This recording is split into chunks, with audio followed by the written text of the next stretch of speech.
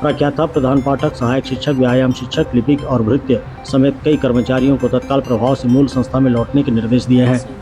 विभाग ने साफ किया है कि आदेश की अनदेखी करने वालों पर अनुशासनात्मक कार्रवाई होगी। वहीं संलग्न कर्मचारियों की जानकारी छिपाने वाले अधिकारियों की भी जिम्मेदारी तय की जाएगी। इस फैसले के बाद शिक्षा विभाग में हड़कंप मच गया है।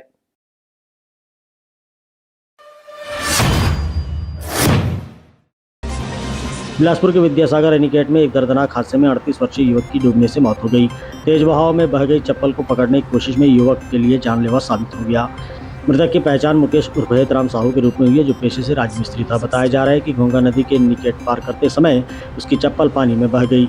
उसे वापस लाने के प्रयास में संतुलन बिगड़ गया और वह गहरे पानी में बह गया। सूचना मिलते ही सकरी पुलिस और एसडीआरएफ की टीम मौके पर पहुंची। करीब 2 घंटे चले रेस्क्यू ऑपरेशन के बाद गोताखोरों ने युवक का शव पानी से बाहर निकाला। पुलिस ने पोस्टमार्टम के बाद शव परिजनों को सौंप दिया है और मामले की जांच जारी है। बारिश के मौसम में एनीकट पर तेज बहाव के बीच इस हादसे ने एक बार फिर जलाशयों और एनीकट के आसपास सावधानी बरतने की जरूरत को उजागर किया है।